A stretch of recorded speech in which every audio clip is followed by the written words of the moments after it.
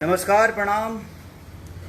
हम खेसारी लाल यादव वो सबके बेटा वो सबके भाई सबके गोड़ छुके गोड़ लागत नहीं। और अभी लाइव काल भी आई रहनी, हम आज भी आ गए नहीं अचानक से। आज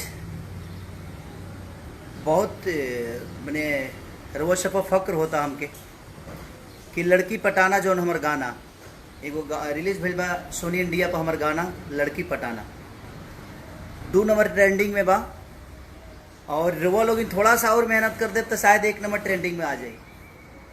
तो बस वो चैनल के सब्सक्राइब करी और थोड़ा और मेहनत कर दी। थोड़ा सा रउआ लोग के मेहनत हमेशा हमरा खाती रहेला और वो लोग इतना टाइम दे के खेसरिया के प्यार और आशीर्वाद दी ले। तो बस हम ये कहब कि थोड़ा सा और मेहनत के ज़रूरत बा। हल्का पुश कर दे वो ट्रेंडिंग नंबर 1 पर आ जाइए। अभी 2 नंबर पर बा। और एगो हमार सिनेमा भी रिलीज़ भइल बा, सिनेमा का ट्रेलर रिलीज़ भइल बा।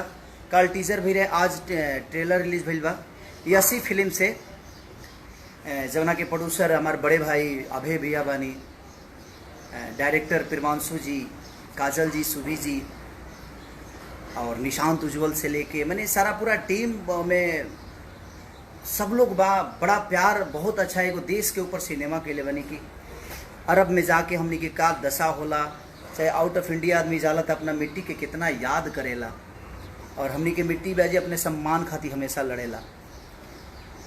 तो देखनी है कि 2 नंबर ट्रेंडिंग पे बता।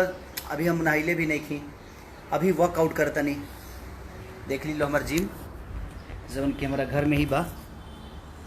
ई है हमार मल्टी जिम, ये है हमारा सारा सेटअप जवन कि अपना घर में ही बनाओ। लॉकडाउन में का करी भाई, बड़ा कहीं जा भी ना पाए आदमी और कोरोना की वजह से।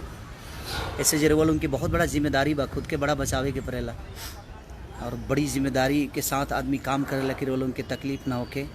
सबके जे भी भारद्वाज गौरव पंडित जी गोड़ लागत छुके बाबा, प्रणाम बाबा, सबके दिल से प्रणाम बा। राकेश कुमार सिंह दिल से प्रणाम भैया, राकेश भैया, मनीष कुमार, सबके पिंटू कुमार, मनीष पंडित गोड़ लागतनी बाबा, प्रणाम बाबा।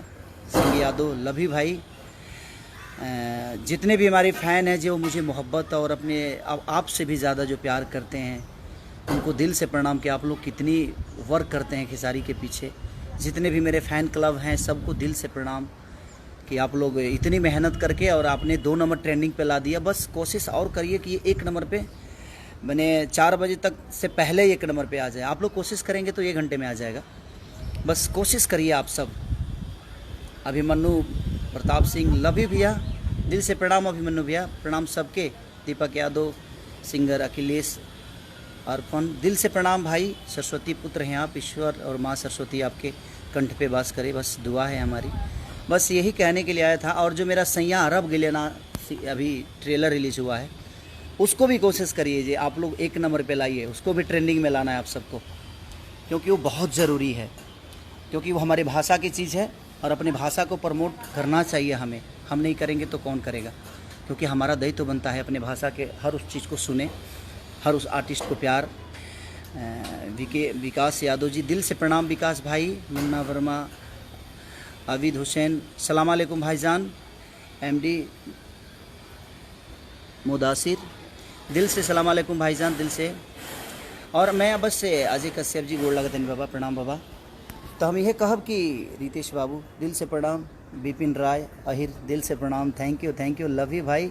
आपको भी कंग्रेचुलेसन यार। थोड़ा सा अंग्रेजी हमारे थोड़ा सा हवे न टेढ़ा फेढ़ा हवे तो खातिर माइंड मत करिए लो।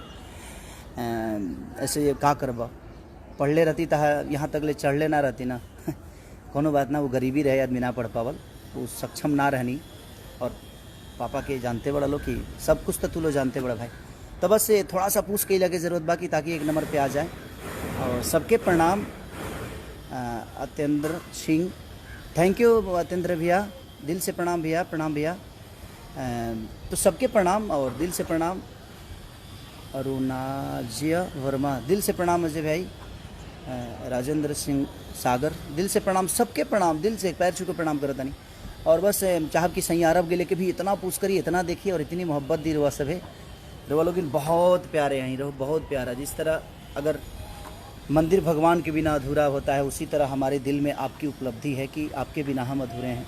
तो कोशिश करेला आदमी भाई जे कुछ अच्छा करे तो अच्छा कैले बाद आदमी सोनी म्यूजिक इंडिया पर, जो कि विनय विनायक जी म्यूजिक दिए हैं, जो कि बहुत बड़ा एक हमारे बड़े भाई हम लोग के आदर्श पवन भैया का एक गाना लॉलीपॉप उन्होंने बनाया था और बड़ा बहुत अच्छा बजा था।